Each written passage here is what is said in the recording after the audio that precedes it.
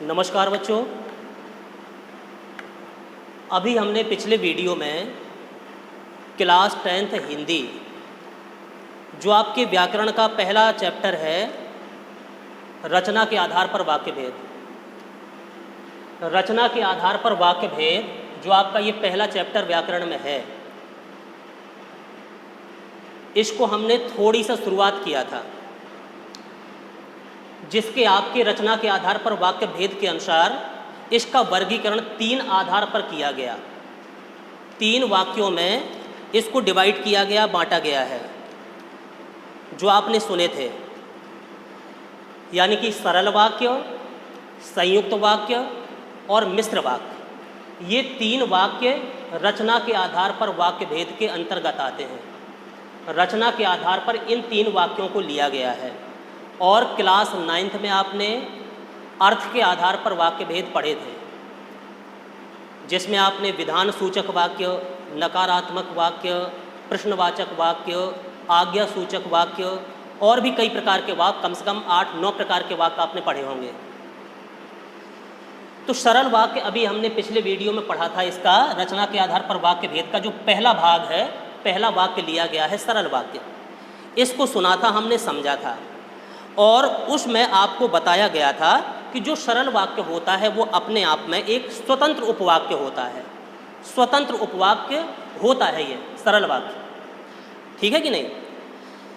यानी कि और ये भी सुना था कि सरल वाक्य में भले ही कर्ता 1 या 2 हो जाएं, 1 या 1 से अधिक कर्ता तो हो सकते हैं, लेकिन जो मेन क्रिया होती है वो सरल वाक्य में हमेशा 1 होती है। मेन चीज़ क्रिया पे ध्यान देना है, ना कि कर्ता पर। कभी कभी वाक्य में कर्ता 2 भी मिल सकते हैं आपको सरल वाक्य में। जैसे हमने एक उदाहरण से आपको बतलाया था कि रेखा और कुसुम खाना खा रही है, ठीक है कि नहीं। भले यहाँ पर रेखा और कुसुम दोनों खाना खाने का कार्य कर रही हैं, दोनों कर्ता हैं, दोनों कर्ता हैं, लेकिन ये सेंटेंस अपने आप में पूरी तरीक़ा से स्वतंत्र है और इसमें एक ही मेन क्रिया आ रही है। किसी भी प्रकार के योजक के द्वारा इसमें 2 या 2 से अधिक उपवाक्य नहीं जुड़े हैं।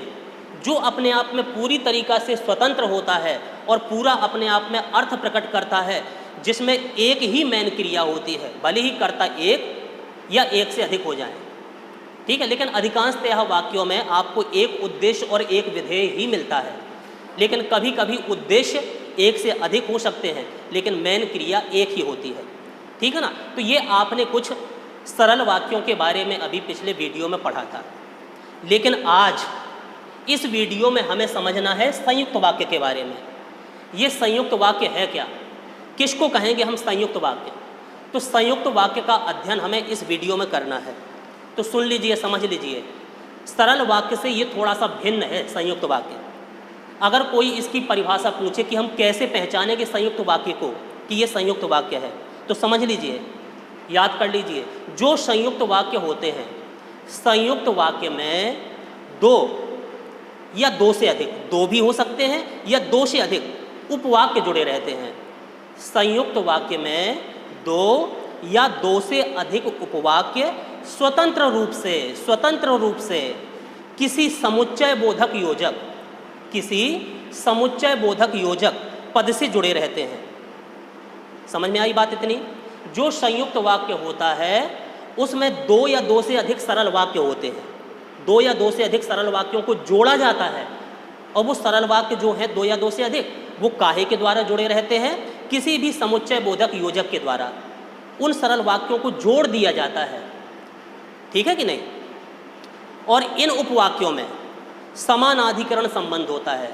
समानाधिकरण संबंध यानी कि मतलब क्या है, समानाधिकरण संबंध का मतलब जो भी इसमें स्वतंत्र उपवाक्य संयुक्त वाक्य में जुड़े रहते हैं, वो स्वतंत्र उपवाक्य भी अपने आप में पूरा अर्थ देते हैं, पूरा अर्थ देने में समर्थ होते हैं, ठीक है ना।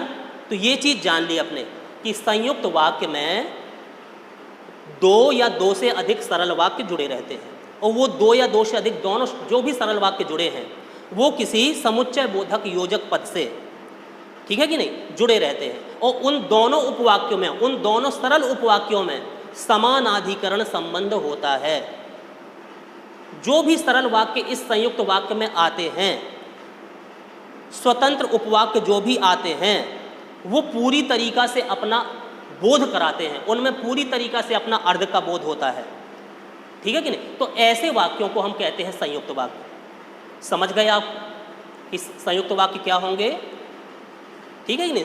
आपको ये जानकारी मिल गई कि जो संयुक्त वाक्य होते हैं उसमें दो या दो से अधिक सरल वाक्य जुड़े रहते हैं। अब सरल वाक्य क्या थे? जो अपने आप में पूरा अर्थ प्रकट करें, यानी कि जो भी सरल उपवाक्य जुड़े होंगे किसी समुच्चय बोधक योजक के द्वारा, वो दोनों सरल वाक्य भी अपने आप में पूरा अर्थ देंगे, उन उपवाक्यों में भी पूरा अर्थ प्रकट होगा। ठीक है कि नहीं? इतनी बात आप समझ गए। इसके अभी हम एग्जाम्पल बताएंगे तो आप और पूरी तरीक़ा से समझ में आपको आ जाएगा। अब आप ये कहोगे कि ये जो योजक शब्द आपने कहा, योजक माने होते हैं जोड़ने वाला, ठीक है नहीं? जोड़ने वाला। कौन कौन से योजक शब्दों के द्वारा ये सरल उपवाक्य जुड़े रहते हैं जिससे संयुक्त उपवाक्य बनता है? यानी कि ये तो आपने जान लिया कि सरल उपवाक्यों के मिलने से दो या दो से अधिक सरल उपवाक्य जब मिल जाएं और उन सरल उपवाक्यों को किसी योजक शब्द के द्वारा जोड़ दिया जाए, ठीक है कि नहीं, तो वो संयुक्त वाक्य बन जाता है और वो सरल उपवाक्य भी अपने आप में पूरा अर्थ देता है, पूरा अर्थ उनका होता है, पूरे अर्थ का बोध कराने में वो सरल उपवाक्य समर्थ होते हैं। ठीक है कि नहीं? अच्छा, अब आप समझ लीजिए कुछ योजक शब्द, ये उपवाक्य जो होते हैं इसमें संयुक्त वाक्य में जो उपवाक्य आते हैं सरल उपवाक्य, ये निम्न योजक शब्दों के द्वारा जुड़े रह सकते हैं। निम्न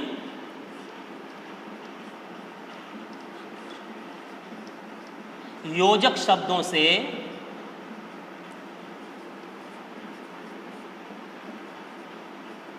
जुड़े हो सकते हैं। ठीक है कि नहीं? कौन कौन से योजक शब्द हैं? यानी कि सरल उपवाक्य जो संयुक्त वाक्य में जो सरल उपवाक्य आते हैं, किन किन योजक शब्दों के द्वारा इनको जोड़ा जा सकता है? सरल वाक्यों के बीच में जोड़ने के लिए कभी कभी किंतु मिल जाएगा आपको, किंतु से इनको जोड़ दिया जाता है। ठीक है कि नहीं? कभी कभी पर, लेकिन, इसलिए,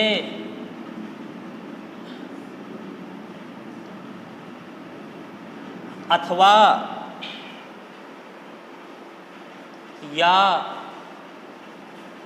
तथा,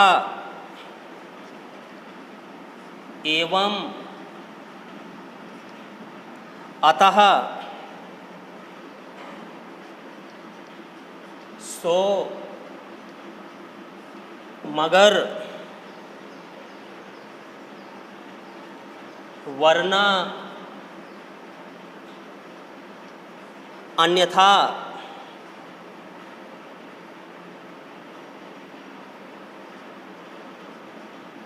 और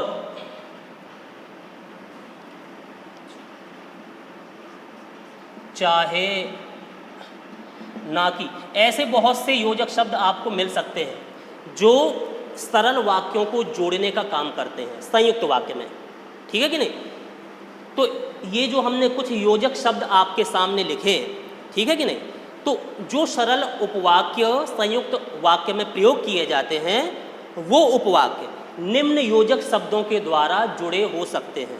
ठीक है, जैसे किंतु है आपका, परंतु, ठीक है, पर, इसलिए, लेकिन, अथवा, या, तथा, एवं, सो, मगर, वरना, अन्यथा, चाहे, ना कि, आदि, ऐसे बहुत सारे हो सकते हैं। ठीक है कि नहीं? तो आपने इतनी चीज़ जान ली कि जो संयुक्त वाक्य होता है उसमें दो या दो से अधिक सरल वाक्य मिले रहते हैं, यानी कि दो या दो से अधिक सरल उपवाक्यों के मिलने से संयुक्त वाक्य बनता है। और वो सरल उपवाक्य जो सरल उपवाक्य होते हैं संयुक्त वाक्य में, वो आपस में किसी योजक शब्द के द्वारा जुड़े रहते हैं, यानी कि उन उपवाक्यों को, उन सरल उपवाक्यों को इनमें से किसी योजक शब्द के द्वारा जोड़ दिया जाता है। ठीक? लेकिन कभी कभी आपको संयुक्त वाक्य मिलेंगे और कभी कभी ये योजक शब्द प्रयोग नहीं किए जाएंगे, इनका लोप होता है, दिखाई नहीं देता है। फिर भी अगर वाक्य को आप ढंग से पढ़ेंगे, सुनेंगे, समझेंगे तो आपको निश्चित ही पता चलेगा कि यहाँ पर इस योजक शब्द का लोप हुआ है, यहाँ पर ये शब्द होना चाहिए, यहाँ पर और शब्द होना चाहिए, यहाँ पर लेकिन शब्द होना चाहिए, पता चल जाएगा। तो कभी कभी तो ये दिखाई देते हैं, अधिकांशतः दिखाई देते हैं, लेकिन कभी कभी सेंटेंस में, संयुक्त वाक्य में योजक शब्द का लोप होता है, वो दिखाई नहीं देते, फिर भी वो संयुक्त वाक्य होता है, फिर भी वो संयुक्त वाक्य होता है। चलिए इस संयुक्त वाक्य को हम कुछ उदाहरण के द्वारा अभी हम बताते हैं, तो आपको और क्लियर समझ में आ जाएगा, ठीक है कि नहीं, इनके कौन कौन से उदाहरण हो सकते हैं संयुक्त वाक्य के। उन उदाहरणों को आप देखेंगे, समझेंगे, पढ़ेंगे तो और क्लियर जानकारी आपको हो जाएगी। तो लीजिए कुछ उदाहरण के द्वारा हम समझते हैं। देखिए अभी हमने सुना था संयुक्त वाक्य में सरल वाक्य, जब दो या दो से अधिक सरल वाक्य किसी योजक शब्द के द्वारा जुड़ जाते हैं, ठीक है कि नहीं, जो संयुक्त वाक्य होता है उसमें दो या दो से अधिक उपवाक्य स्वतंत्र रूप से, अब इसका मतलब क्या है, जो दो या दो से अधिक उपवाक्य दोनों जुड़े, वो दोनों उपवाक्य भी अपना पूरी तरीका से अर्थ प्रकट करते हैं, लेकिन वो दोनों सरल उपवाक्य किसी योजक शब्द के द्वारा जुड़ जाते हैं, ठीक है कि नहीं। तो ऐसे वाक्य जब बनते हैं वो कहलाते हैं संयुक्त वाक्य। चलिए जो कुछ हमने योजक शब्द आपके सामने लिखे थे, उनके द्वारा इन सरल वाक्यों को जोड़ दिया जाता है, तो वही सरल वाक्य जुड़ करके संयुक्त वाक्य का रूप ले लेता है। जैसे इन उदाहरणों को द्वारा आप समझें कैसे। जैसे पहला उदाहरण हमने संयुक्त वाक्य का लिखा, मेरे पिता आ रहे हैं, बस यहाँ पर हम रुक गए। ये पूरा इतना सेंटेंस एक क्या है, सरल वाक्य, यहाँ तक सरल वाक्य है।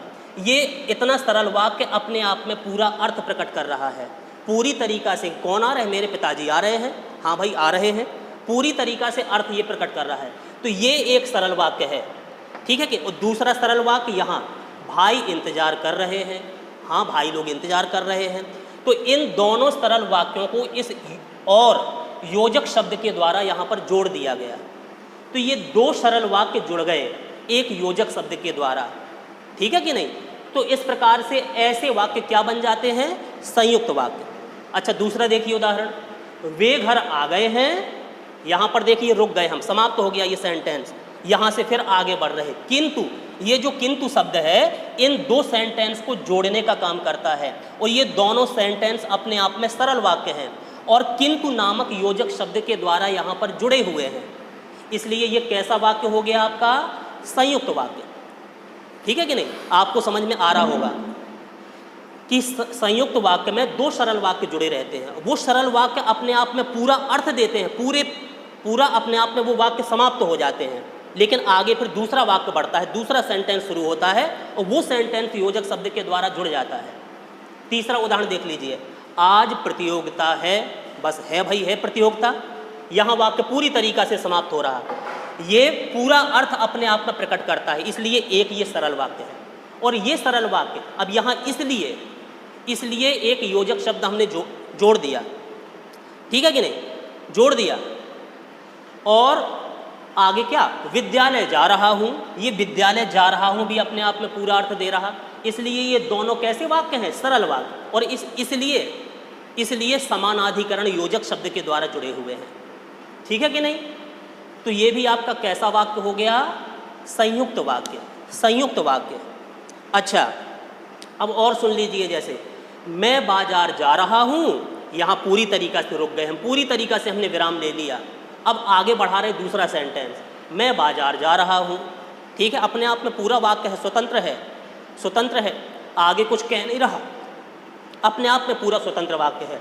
और अब और के द्वारा दूसरा सेंटेंस जोड़ दिया गया, किताब लाऊंगा, ये भी अपने आप में पूरा स्वतंत्र वाक्य है, पूरा अर्थ दे रहा है ये वाक्य। दोनों वाक्य अपने आप में पूरा अर्थ देते हैं, पूरा अर्थ प्रकट करते हैं और किसी योजक शब्द के द्वारा जुड़ जाते हैं।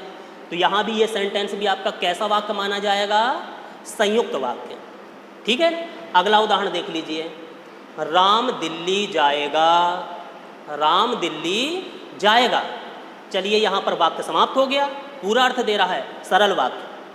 अथवा के द्वारा देखो जोड़ रहे हैं दूसरे सरल वाक्यों को, श्याम वहाँ से आएगा, राम दिल्ली जाएगा अथवा श्याम वहाँ से आएगा। दोनों सरल वाक्य देखिए अथवा के द्वारा जुड़े हैं, दोनों सरल वाक्य अपने आप में पूरा अर्थ प्रकट कर रहे हैं, एक दूसरे पर आश्रित नहीं है। एक दूसरे पर कोई भी सेंटेंस कि पहला सेंटेंस दूसरे पर आश्रित हो या दूसरा वाक्य पहले पर आश्रित हो, किसी पर आश्रित नहीं है, ठीक है कि नहीं। दोनों अपने आप में प्रधान उपवाक्य हैं, दोनों प्रधान हैं, कोई भी आश्रित उपवाक्य इसमें नहीं है। समझ में आई कि नहीं।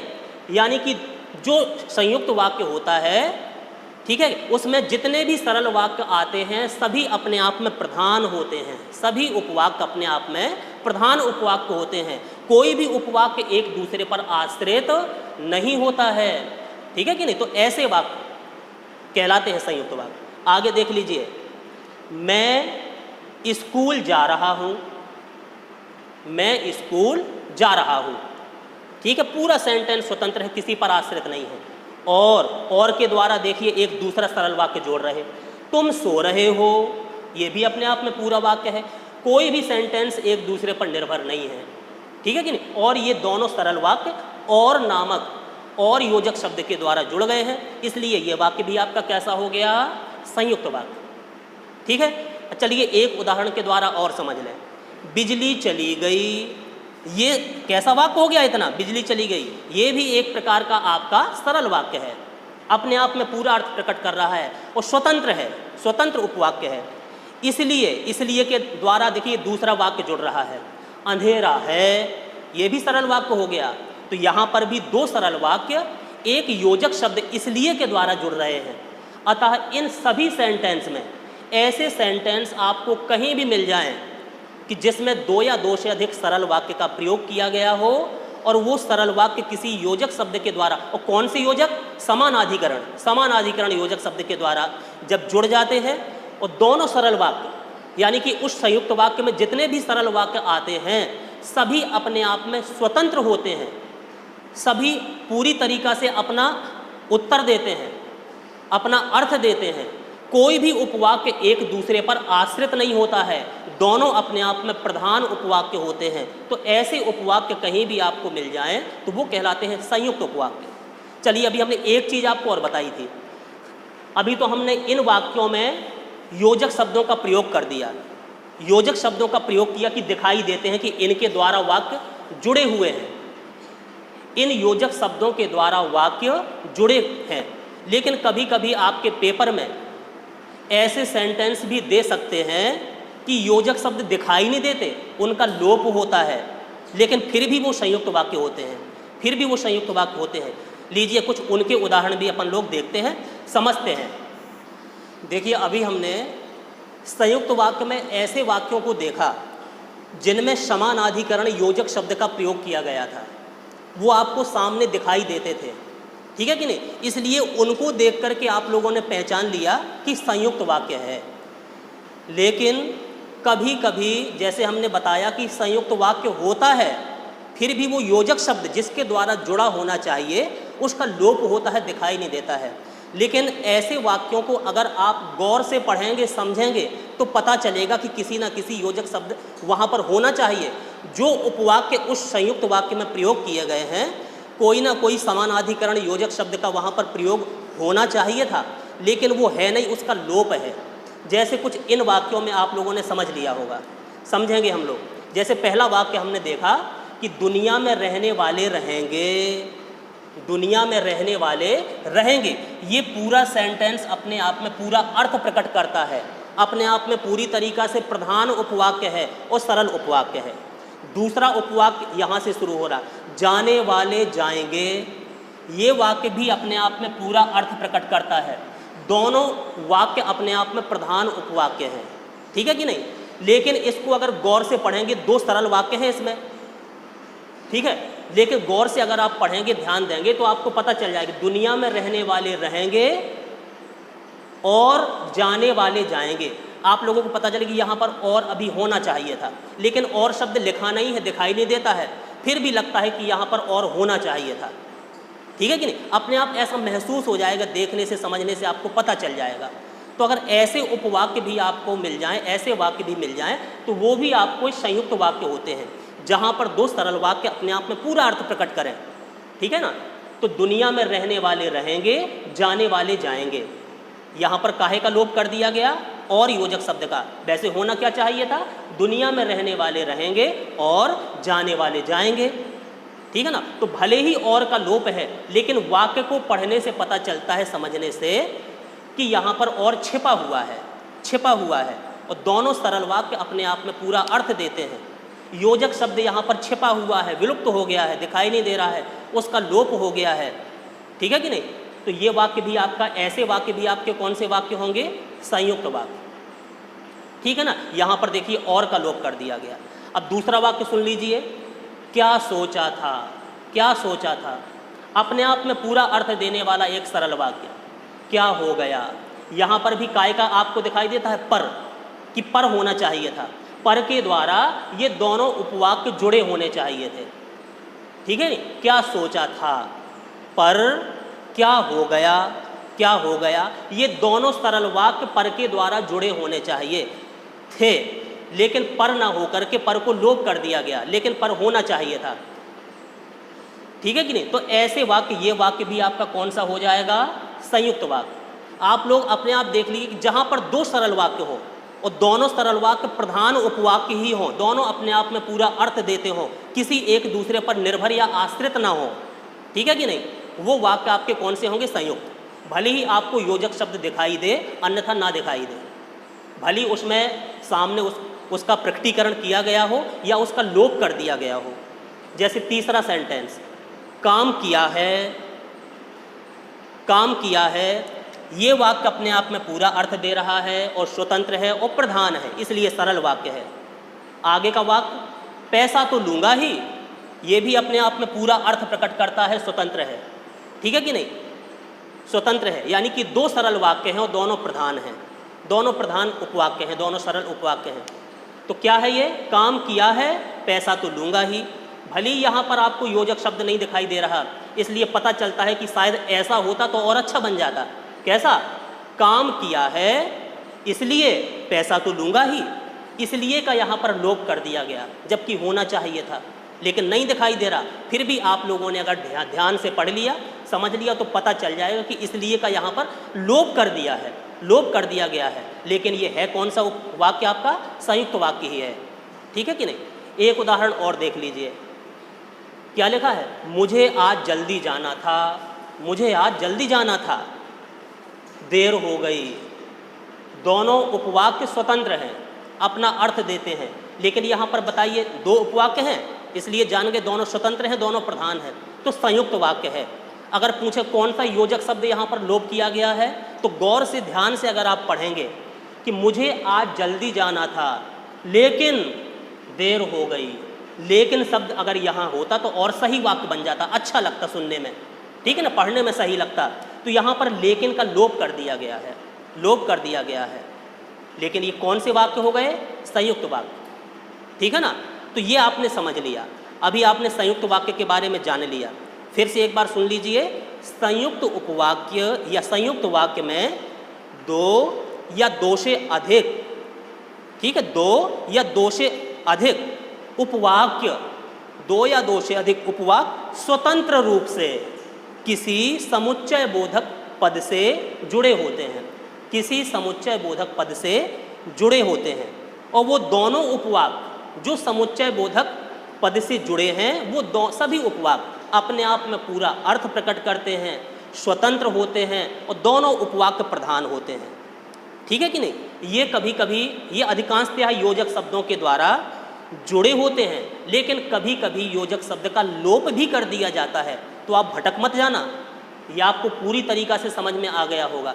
तो ऐसे उपवाक्य अगर आपको कभी मिल जाएं, तो वो कौन से उपवाक्य कहलाएंगे, आपके संयुक्त उपवाक्य, ठीक है ना। तो दो सेंटेंस आपने जान लिए, सरल उपवाक्य और संयुक्त उपवाक्य, ठीक है कि नहीं। तो ये दोनों उपवाक्य हमने आपको बता दिए। अब अगले वीडियो में आप पढ़ेंगे मिश्र या मिश्रित उपवाक्य। मिश्र वाक्यों को हम कैसे पहचानेंगे, मिश्रित वाक्यों को कैसे पहचानेंगे, इनके कितने भेद होते हैं, ठीक है कि नहीं। मिश्रित उपवाक्य में आश्रित उपवाक्य भी रहेंगे। अभी देखिए, संयुक्त वाक्य में तो दोनों उपवाक्य आपके प्रधान थे, लेकिन जो मिश्र वाक्य पढ़ेंगे, मिश्रित वाक्य पढ़ेंगे, उसमें एक वाक्य आपका प्रधान होगा और एक होगा आश्रित, जो उस प्रधान वाक्य पर निर्भर होगा।